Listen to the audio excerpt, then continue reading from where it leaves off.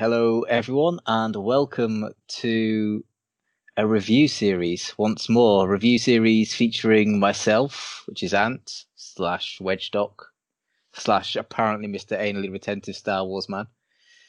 And I'm joined this week to talk about The Mandalorian Episode 3 of Season 2, or Chapter 11, as it's quite cunningly called, by my good friend and mentor. Oh, sorry, I thought you were actually going to say my name. That's why I left the pause. I'm still pausing. Oh, okay. I actually thought there was a problem then. I actually thought something had gone wrong. And the fact that you actually said what chapter it was justified me calling you the anally retentive Star Wars fan. Well, I mean, that's literally the episode title. I didn't even realise it was that. I just saw episode 3. Well, I mean, what are you even doing here? Yeah, it's a question I ask myself pretty much on a daily basis. But I'm here now. But who are you, Mr. Man of Mystery? Yes, sorry. So I am Baron Nugent, aka Nuge, aka co-founder of Geek Syndicate, of which this podcast is a part of. So yeah, so we've sort of been, or I've been silent anyway since what, March? That was it, March when we last did something. Yeah, it was Doctor Who, wasn't it? Well, we did Doctor Who, and then we did a couple of like How to Survive Lockdown, which oh yes, yeah. I mean, I apparently didn't survive lockdown. But you know, we're here again, and we decided, yeah, it's time to talk about something. We're going to jump into the Mandalorian. We've missed the first 2 episodes. We were going to do a recap, but decided that would probably take as long as doing a full review of an episode. And episode 2 or chapter 10 would literally be me moaning about stuff because of reasons, which meant that Mr. Nugent did not watch it. Yeah, Space Spiders, non-starter, didn't even go. And I would like to just give a shout out to anyone who was listening who took the time to get in contact with me. I was going to say flooded, makes it sound like there were thousands of people, but it was quite a few people actually that kind of sent me messages and text, basically, whatever you do, don't watch The Mandalorian episode 2. Even Stace was trying to kind of literally say to me, you can watch it up to this bit and then stop watching it. Yeah, you can watch 5 minutes at the beginning, 5 minutes at the end. Yeah. So in the end, I made the judgment call to actually just not watch it. So yeah. Which will be quite interesting when we talk about episode 3. Yeah, which we're about to do now. Yes, we are. So that was a nice segue. You're the pro. Yeah. So I'm going to start with the official description, which are these are much shorter than the Doctor Who ones on the BBC website. So the official description for this is: the Mandalorian braves high seas and meets unexpected allies. Blimey. So I kind of feel that's as spoiler-free as you can get, as well as far as reviews go, as far as synopsises go. Yeah, jeez. Man goes place, meets people. Yeah, things happen. The end. Stuff occurs. Yeah. So yeah, I mean, essentially, after last week, so Mandalorian's basically he's following clues to find Mandalorian. So should we say before we kick off that these will be spoiler-filled episodes? There won't be a kind of non-spoiler bit and then a spoiler bit. We're just gonna spoil the heck out of this. Yeah, we're just gonna slam. We're gonna dive like jetpack deep into spoilers. Yeah. Because of time factors. Yeah. And also, we're a few days after the episode's kind of aired, so I imagine most people would have caught it by now as well. But if you haven't, stop listening now, watch the episode, come back. Yeah. So essentially, the gist so far of this series is Mr. Mandalorian, Din Djarin, is looking for the Jedi to return the child to. I'm not going to call him Baby Yoda because it annoys me. Yeah, because he's not Baby Yoda. He's not Baby Yoda. Exactly. It reminds me. Stop calling him that. Yeah. And basically, last episode, he gave someone a lift, which didn't go very well, on the premise that they would be able to lead him to more Mandalorians. Which leads into this episode, where a very beat-up Razor Crest arrives at the planet Kol Ibn. But you didn't even know it was called Kol Ibn, did you? I would know when I get down to my recap bit of it that I'm reading. It's quite a comprehensive recap, so I'm pretty sure it would have covered it. Yeah, it's probably in there somewhere. Yeah. So first up for me, I thought I just want to get straight into something that I think The Mandalorian does really well that I don't think the sequel trilogy did really well, which is, and it's not something I'm going to lamp on about a lot, but it may come up every now and then, which is their use of like concepts and concept art and adapting of designs that already exist within the Star Wars universe. Mm-hmm. So for me, like the X-Wings in the sequel trilogy don't work because they look like primitive X-Wings because they're from the concept art. They don't look like an evolution of an X-Wing. Whereas the use of concept art in this series, like last episode, the big 8-legged thing that shall not be named was based on a Ralph McQuarrie concept art, and it worked within the concept of the episode. And then this episode where they've taken like an AT-AT and adapted it to like an industrial use, using it as a crane in the water.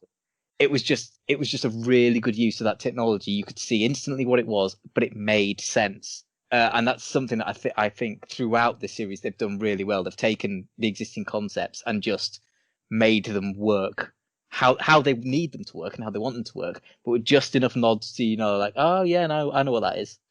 Yeah. And all the Easter eggs are subtle. Yeah, yes. And I think the thing that this show has done so well, both in the first season and in these, the 2 episodes I've seen so far, is they've given Star Wars back this kind of grounded reality. Yes. And even when he kind of arrives he lands on the planet and he's at like a kind of like a ferry port, whatever it is. It feels real, but it still feels alien. It's something that a lot of sci-fi shows and films get wrong. Yeah. And it basically feels too Earth-based, if that makes sense. Whereas actually they managed to make you feel like he's basically landed like a fishing, like a big fishing port, and he goes out on a boat with a load of fishermen and stuff. And yet it still feels alien. It doesn't make me think that he's on Earth. Yeah. I mean, it's that lived-in universe thing, and it's something to be fair that, like, the original Star Wars trilogy got right, but then the prequels, the sequels didn't do. Rogue One got right because it's so closely mimicked, like especially A New Hope, and The Mandalorian gets right. And the thing for me was, it was like, it was kind of like you were in space Scandinavia, because I don't know why, I don't know if it's the grey skies or what, but to me it was like they were in Norway. But in space, Yeah. And the fact that you had all these like Mon Calamari and Quarren wandering around, Quarren are the squid face dudes. Okay. With like woolen pullovers and like waders. It was like, it shouldn't have worked. And when it's pointed out to you that that's what it is, you kind of think, but why are they wearing wool jumpers and waders? But it just works. In the episode, it draws you in. Yeah. It really does work. And sort of going back to the fact that I hadn't watched the previous episode, what I loved about it was, it was clear that I'd missed some stuff. I'd missed an adventure, but what I loved about it was it didn't really matter, because at the beginning he's there with the sort of frog lady, who obviously was in the previous episode that I hadn't seen. But what I loved about it didn't matter. In my head, it just felt like it was the start of a new adventure, and he was just finishing off an old one by dropping her off. Yeah. In that respect, it kind of almost reminded me of like Erase the Lost Ark, Indiana Jones, where he always starts at the end of an adventure. Yeah. So I kind of liked that. But no, I thought, we kind of get into nitty gritty of it, overall, I really enjoyed the episode. It was one of those ones as well where I know the first episode was like an hour, wasn't it? Was 40 or 45 minutes or whatever it was. Yeah. And this is kind of back to that kind of half an hour kind of time. And it's one of those ones where I felt I would have liked it to have been a little longer. Yeah, that's fair. Because obviously, you know, he meets up with some other Mandalorians and they do a raid on a ship and stuff. And I thought that sequence was, I mean, it was really cool, but I could have almost done with that being a little bit longer. Mm. But to be honest, it didn't bother me. It didn't make me think any less of the episode. It didn't take anything away from it. I still enjoyed the heck out of it. Yeah. Yeah, I think for me, yeah, well, I mean, I completely agree with you, and I'm agreeing with you on both sides actually, because yes, it would have been nice to have had more of that just because it was so cool and so well done. And like just seeing, I don't know, there's something about seeing classic stormtroopers in a fight. Yeah. You know, there's something about it like I don't know, it's that almost that primal thing of probably being a kid and watching Star Wars maybe. But there's something about, you know, just seeing a squad of stormtroopers. It's like when you play Battlefront 2 or something. When you see those stormtroopers come at you, there's something about it. The design is just so iconic. But also, yeah, it didn't feel rushed. It didn't feel stretched out either, if you know what I mean. So it did feel well paced. But yes, I would have liked more for other reasons. And one of those reasons being I would have loved to have seen more of Bo-Katan. Wow. I mean, can we just take a moment? One of the things I didn't actually realise is I didn't realise that Katie Sackhoff, who plays Bo-Katan, did the voice in Clone Wars. Yeah, I had to confirm that because I kind of thought I'm sure she did, but it's been so long since I've seen Clone Wars, I couldn't remember. Yeah, and yeah, I thought it was just genius. Yeah, I mean, genius casting for Clone Wars anyway, because perfect for the role. But then to just say, hang on a minute, you know what? We've got the perfect person for this, and she's already done it and knows the character. Yeah, it's like, yeah, and just so well realized on the screen as well, you know. I know. It was like even before the minute she took her helmet off, even before she said, you knew who she was if you watched Clone Wars. Just the look of her. Do you know what I mean? Yeah. Well, I mean, even like the helmet design was there, you know, and it was like, I know who you are. You're familiar. I can't remember your name right now, but I will do. Yeah.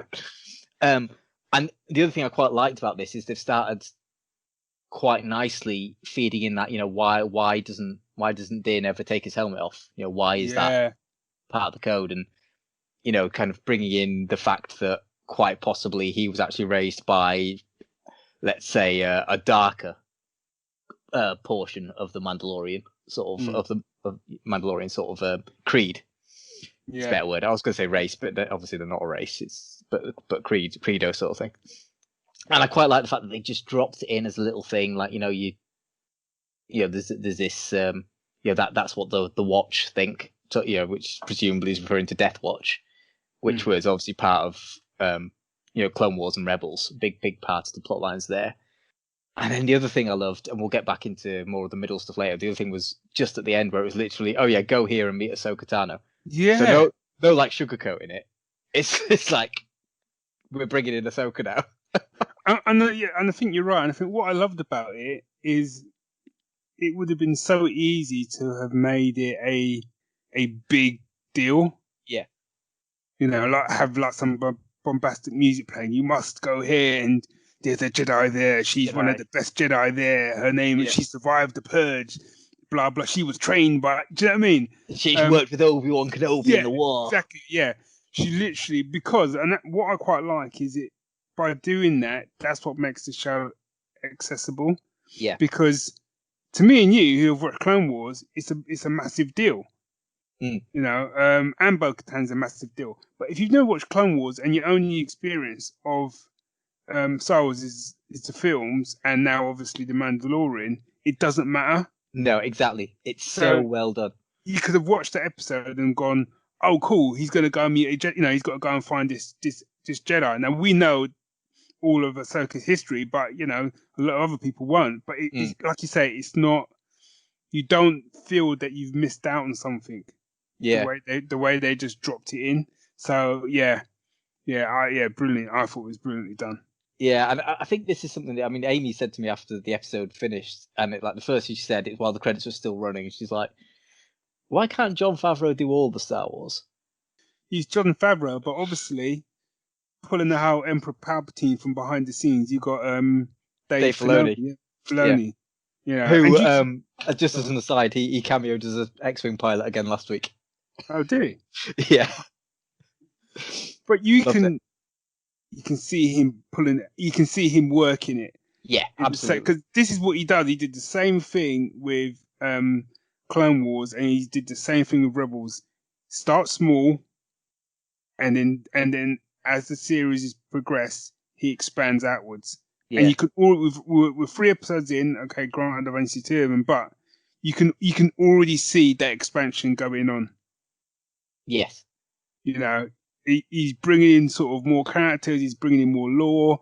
And I think we're going to be really surprised when we get to the end of the season. I think it's going to kind of explode outwards in ways we hadn't really thought previously. Yeah, because up to that, I mean, you look at like the first season, and to be fair, the first season of Mandalorian was better than the first season of Clone Wars, was better than the first season of Rebels, because it was.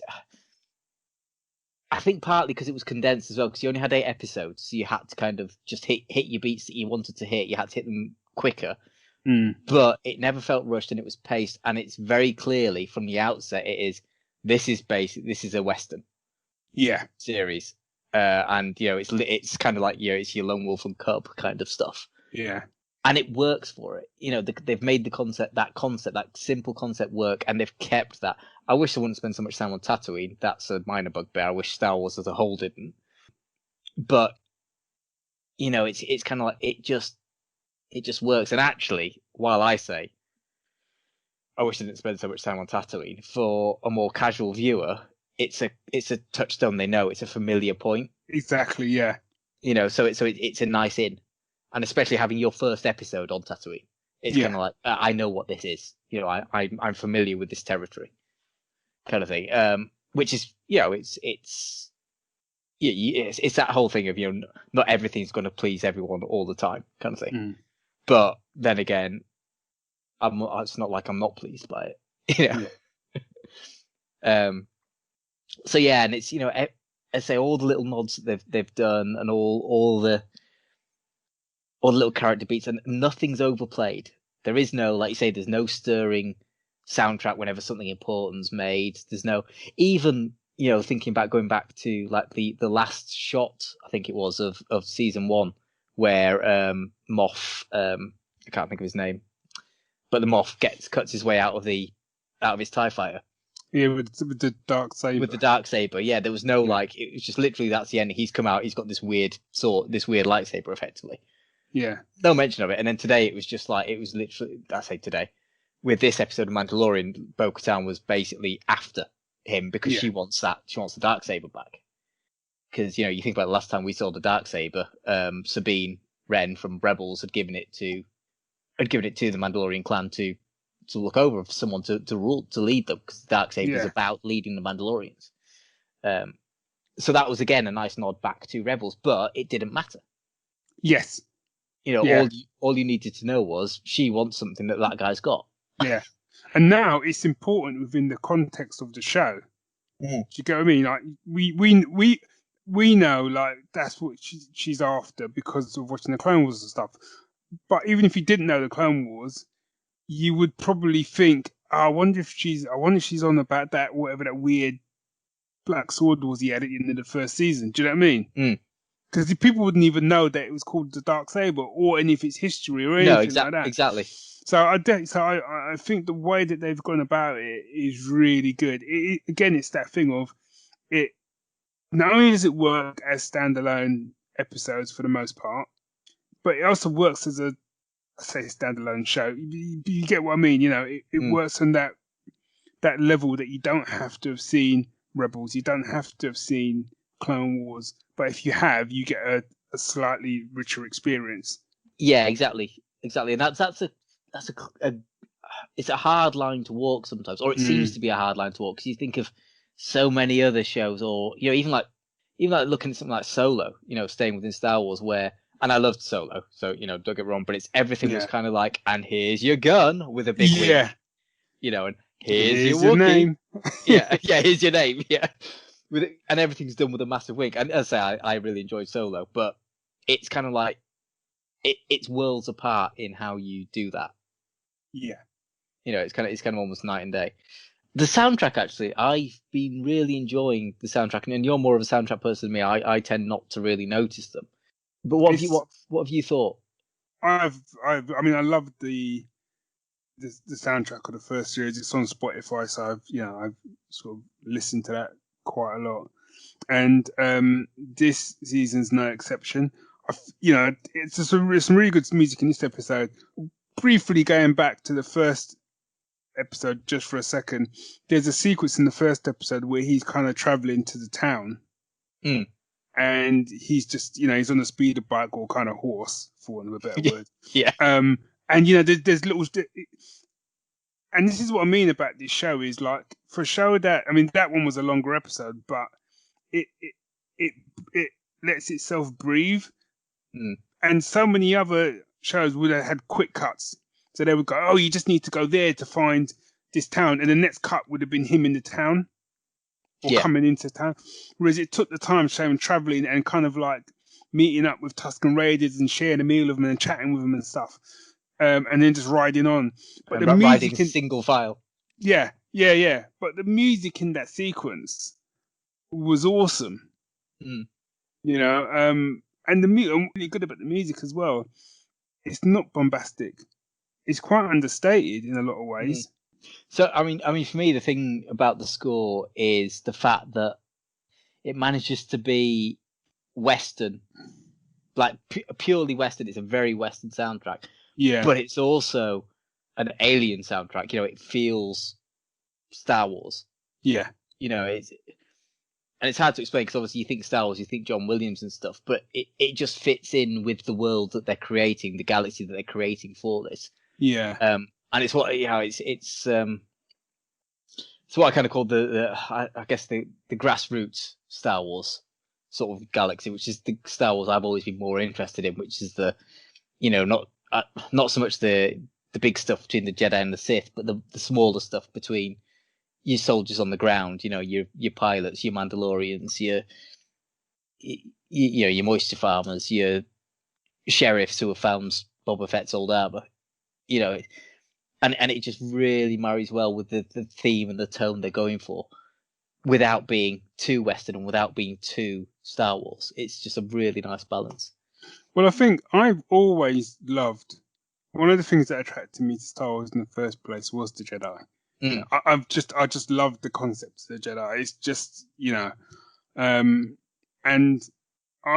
one of the things that Dave Filoni did with Clone Wars, and to a certain extent Rebels, but mainly with Clone Wars, he was able to take the characters that I certainly weren't really that invested in, and make me care about them. Yeah. I mean, to make you care about clones. Yeah. And like you said, I'm now thinking, when they first announced they were doing a Star Wars TV show, I was just like, nah. Whereas now I'm kind of like, well, I want like some kind of X-Wing pilot TV show now. Do you know what I mean? There's so many different Star Wars TV shows you could do now because of what they've done with the Mandalorian. You've taken, it's not even a Boba Fett TV show. Do you know what I mean? You've just taken a random character and you've made him iconic. Yeah, because he is. Because it's funny because his silhouette is so different to Boba Fett's. Even like you look at, when you think of like episode 1 of this series. I know we said we weren't going to go into too much, but when Cobb Vanth walked in with Boba Fett's armor on, his silhouette was so different, and it wasn't just because it was just the helmet and the breastplate that he had on and stuff. It was the fact that Boba Fett's helmet's got he had the antenna up all the time, whereas Din's helmet doesn't have that, and Din's just so chrome and sleek, whereas Boba Fett was always a bit rough and ready, and it felt different, and it looks different again to Jango Fett.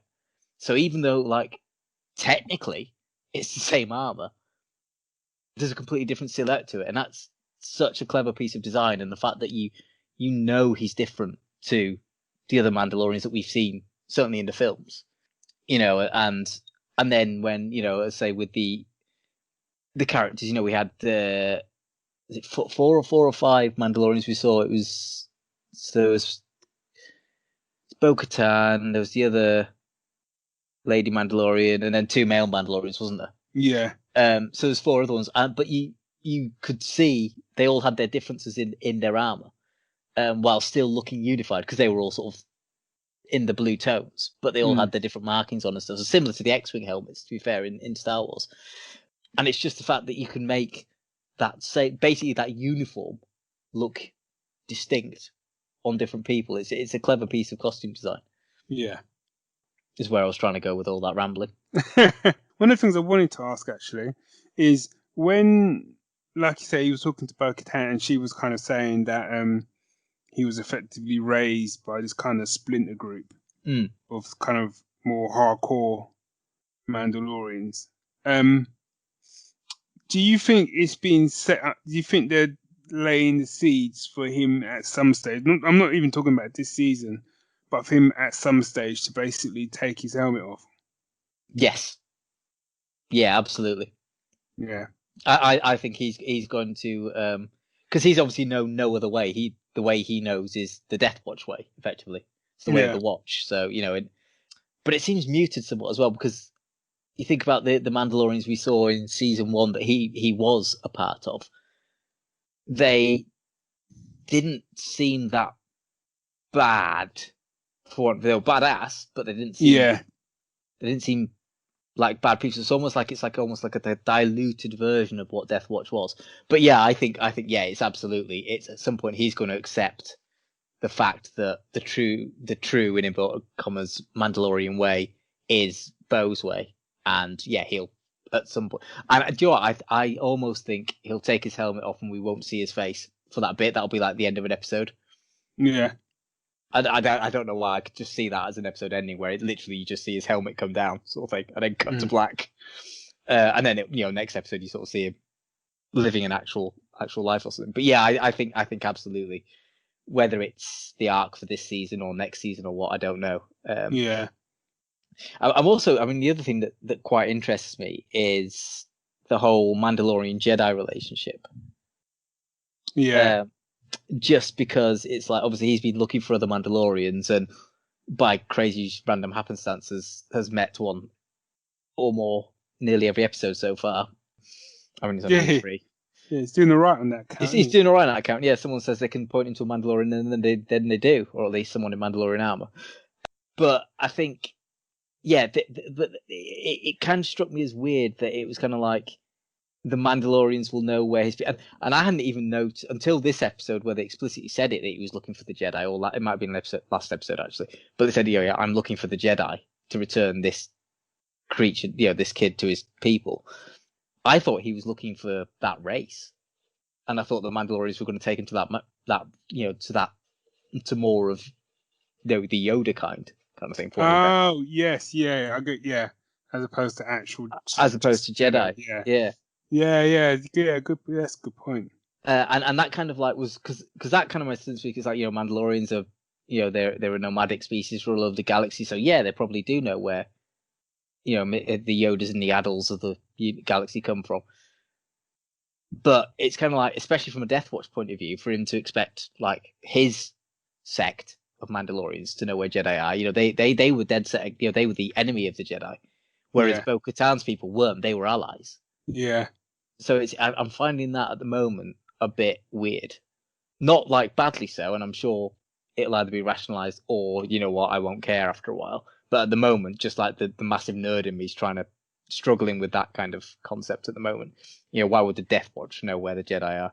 Or are they using Din to actually hunt down Jedi? Are they following him, tracking him, whatever?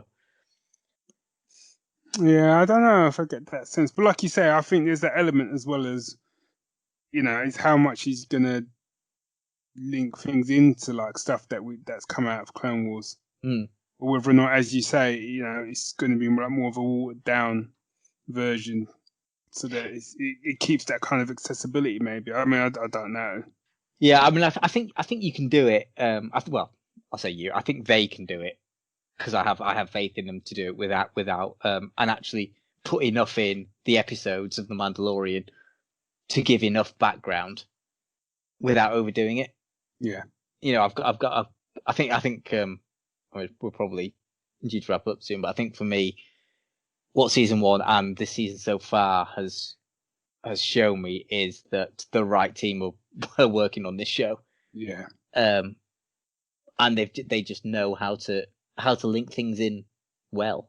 I just like the fact that when they were on the ship and they were coming, you had the sort of Imperial officers, and one of them goes, "Oh, I think there's 10 of them," and then it was like, "Oh, they're Mandalorians," and you could just see everyone exchanging looks like, "We're not going to get out of this." So yeah. You could just see it. You know what I mean? It was like a better version of the scene in episode 1 where they go, "Have you ever met a Jedi?" Yeah. Yeah.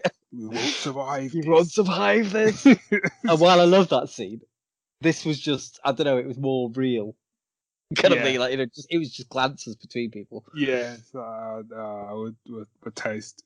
Yeah, I like the. Go on. And then you know what to do. It's like, all right, shoots his mates and starts to try and crash the ship. Yeah, and then there was the other guy who was down in the hold where he was like standing in the most ridiculous spot, like right in front of the door, holding the gun. They're in the controls. Yeah, and when they shut the door, shut the door. I just killed. Which doors? All of them. All of them. And then when he radios the bridge, it's like, oh yeah, they're in the hold control room. And they're in the where? The door just opens. Yeah. Famous last words. Yeah. But again, it was done in such a way that it was kind of like, it felt natural. It wasn't like that forced humour that you get. Like, you know. Yeah. Yeah, the humour came out of the situation as opposed to like, you know, right, everyone now laugh, you know. Yeah. Yeah, here's the witty one-liner afterwards. He didn't need that. It was just like, you know, it was just so, yeah, we've got them trapped. They're in the cargo hold control room. Where? the cargo hold control room. And you just see realization on the face as the door opens. And also, the guy who played the main Imperial officer, I think his name is Titus Wheeler. He's been in loads of stuff, but he currently stars in a show called Bosch on Amazon. That's what I've not seen Bosch, but yes, I recognise. Because I knew I recognised him. I couldn't think who it was. And I've got in my head that he must be some sort of fan, but I could be wrong.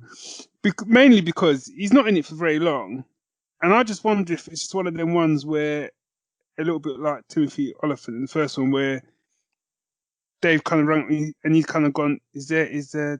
Can I do something in it? Yeah. I mean, I've always wanted to be in Star Wars. I don't know if that's the case. Do you know what I mean? Yeah. But it kind of felt like that, and I had no problem with it. Yeah, because it was funny with just going back very briefly, and then we will finish episode 1 with Timothy Oliphant. Is because I've not really seen him in much other than, like, you know, the old Hitman film. I say old now, that's because I'm old. But the original Hitman film that he was in, where he was bald, and then I never watched Deadwood. The only real time I've seen him was in The Good Place season 4, where he turns up because the judge fancies him. Oh yeah. But when he took his helmet off in this episode, and I'd forgotten back in my head it was Timothy Oliphant because I'd seen some casting news or something. But he took his helmet off, and I thought, he looks like Pierce Brosnan, but with grey hair, and then I couldn't get it out of my head. So if you're listening, Timothy, take that how you will. But yeah, such a good show, and yeah, looking forward to Friday's episode for sure. Yes. I have watched no trailers or nothing like that, so I'm going into it blind and can't wait. Yeah, I'm the same. I'm not watching any. A couple. It's like with The Witcher as well. I've not watched like the teaser for season 2 and stuff. I'm not interested because I'm going to watch it anyway. I don't want to spoil anything. I'm just going to watch them. Yeah. So that's it. Episode 3. Yeah. Episodes 1 and 2 were lost in the mist of time. If you've got any thoughts, maybe a couple episodes down the line, we might have a bit of a readout if we get some questions via emails or people's thoughts and stuff like that. You can get in contact with us via the geeks at geeksyndicate.co.uk. Obviously, we are on Pinterest, we're on Twitter, we're on Facebook, we're all over the gaff, as we like to say in this neck of the woods. Certainly, apparently, is what you like to say. Yeah, it is what I like to say. So we will be back next week with episode 4. I don't know what the title is for episode 4. It's chapter 12, mate. Okay. We will be back with episode 4, chapter 12 next week. So just to make clear, there is actually it's chapter this was chapter 11 : the heiress. Yes. But chapter 12 is currently it's just chapter 12. There isn't. Okay. There is no subtitle for it yet that's been released, as far as I know. Right. Bye all. May the force be with you. This is the way. Yeah, I suppose I could have said that. You could have said that. It's all right. I'll clear all this up in post production.